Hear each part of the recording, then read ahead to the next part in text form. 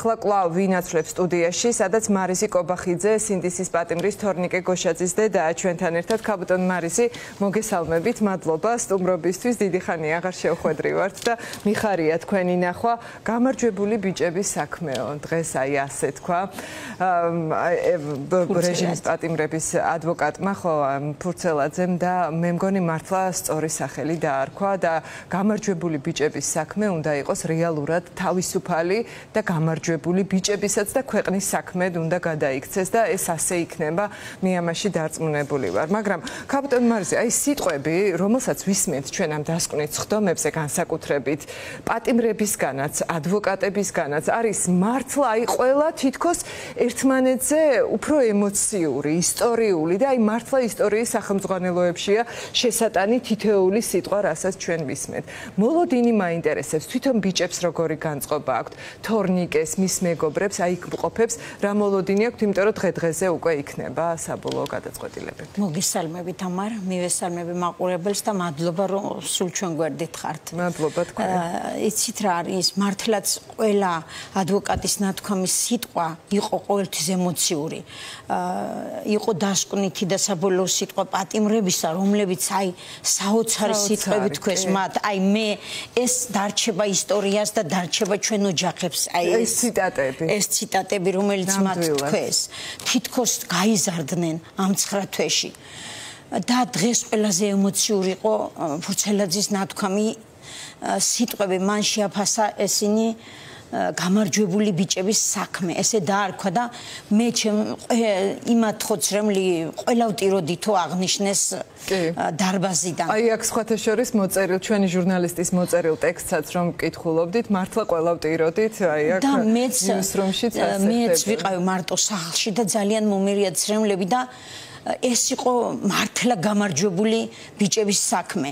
ჯერ მარტო იმიტომ რომ არც ერთი ამ მარიონეტი ხელისუფლების წარმომადგენლები, რომლებიც დარბაზიდან და ტრიბუნიდან მოძღვრავენ და უნდა იყვნენ მართლა მაგალითები ყოველთვის საზოგადოებისა და მაგალითის მიმცემი ახალგაზრდობისა, მე არასოდეს არ გამიგონია იქიდან სწორი სიტყვა. ისინი იგინებიან, ძალიან უზრდელები არიან, აი თითოეული კახი კალაძე, ირაკლი კობახიძე, ჯერ როგორ მიმართავენ ჟურნალისტებს.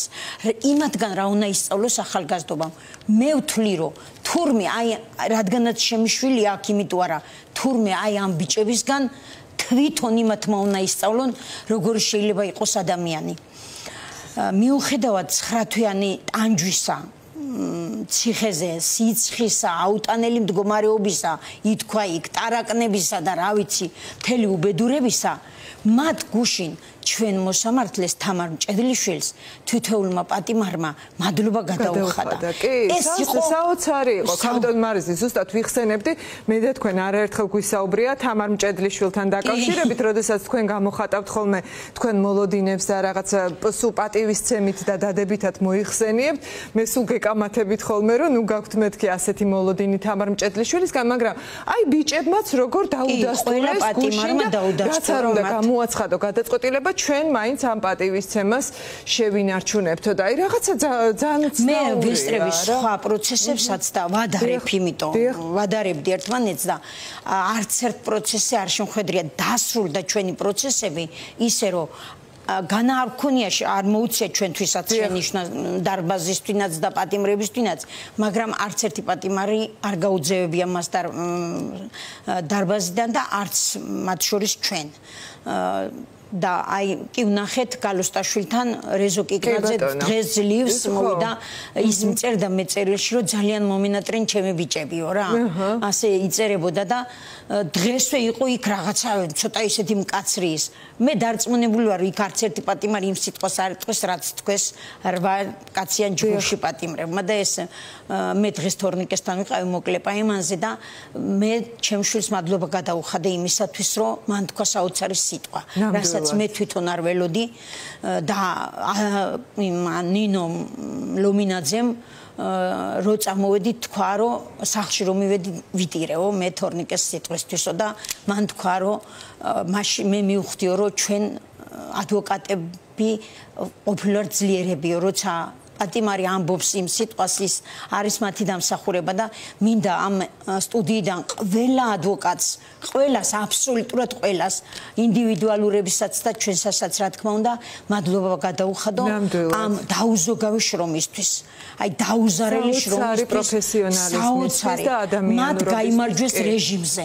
არ არის ადვილი რომ დღევანდელ რეჟიმს დაუპირისპირდე თუ გინდათ იყო ადვოკატი და ამიტომ ისინი პროგნოზს ვერ აკეთებენ ადვოკატები და ჩვენ მით უმეტეს. მაგრამ კიდევ ერთხელ ვიტყვი რომ აი გულის კუნჭულში მაქ მოლოდინი ძალიან კარგი. აი არ ვიცი რატო, მაგრამ მაქ მოლოდინი, იმიტომ რომ მე შევხედე თამარ მჭედლიშვილი დარბაზიდან აღარ გასულა ისეთივე გამართული როგორიც გადიოდა ხოლმე. ესე მომეჩვენა ყოველ შემთხვევაში ბოლოს სიტყვების შემდეგ, იმიტომ რომ შეიძლება არც ელოდა მაინც მოსამართლეა ხო და იქნება და არც ელოდა ამ ესეთ შეფასებას პატიმრებისგან და ეს იყო მისი დამსახურებაც, მაგრამ ეს იყო წესიერად გაზრდილი ბიჭების დამსახურება. აუცილებლად, იმიტომ რომ იქ ჩემი შვილი რო არის, იმიტომ არ ვიტყვი. ხშირად უთქვამს, რომ კომენტარებში ბევრჯერ წაგვიკითხა და გულიც გვტკენია, რომ რის ფასად 50 ლარის თუ რაღაც ფულის ფასად.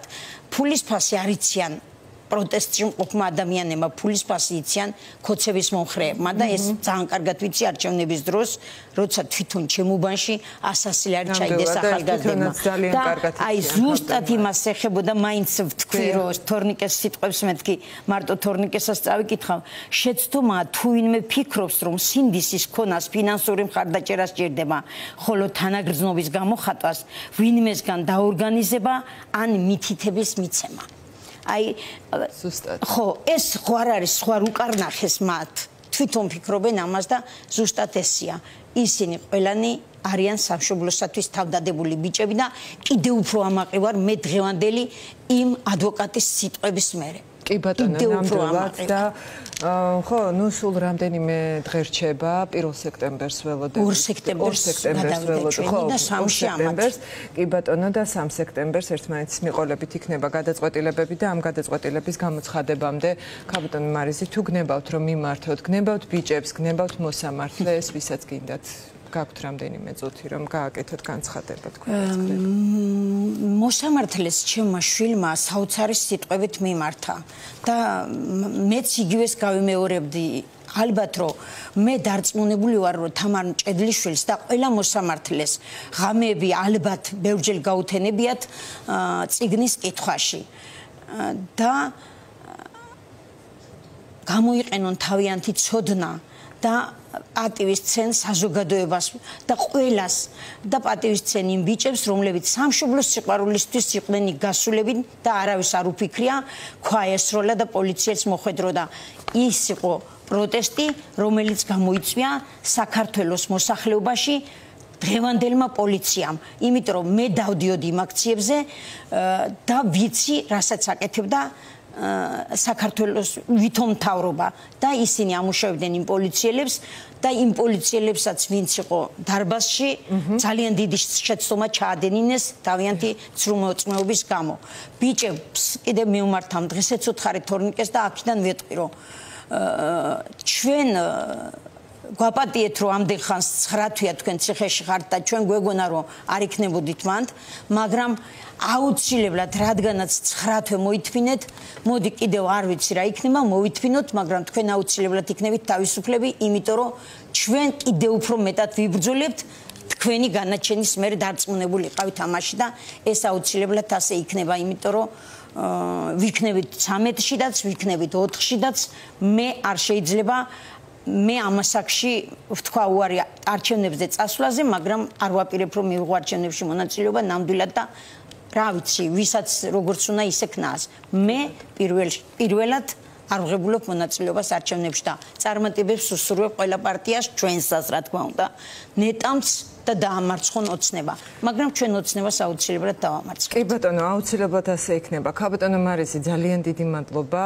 მადლობა თქვენ ყველაფრისთვის, აი ასეთი მხნეობისთვის და იმისთვის, რომ აი ასეთ ძალას, გამარჯვების ძალას ასხივებთ იმ ბიჭებთან ერთად, ვინც ახლა ციხის საკანში არიან და ერთადერთი, რასაც ვისურვებ, ძალიან მინდა, მართლა ძალიან მინდა, რომ თქვენი მოლოდინი ახდეს სწორედ თამარ მჭედლიშვილთან დაკავშირებით და ჩემი მოლოდინი არ გამართლდეს ამ შემთხვევაში და მინდა რომ აი სექტემბრის პირველივე დღეებში როცა ერთმანეთს შევხვდებით თქვენ და თორნიკე ერთად მოხვიდეთ აი ამ სტუდიაში. მე დღეს ვუთხარი თორნიკეს რომ თამარს მეთქი ვაღაშოს დიდი მაგი დააქვს მეთქი ყველანი დავეტებით ყველა დავეტებით ყველას გელოდებით და მართლა ძალიან მინდა რომ გამართლდეს ქალბატონო თამარ გთხოვთ რომ ქალბატონი მარიზის მოლოდინი გაამართლოთ და არა ჩემი.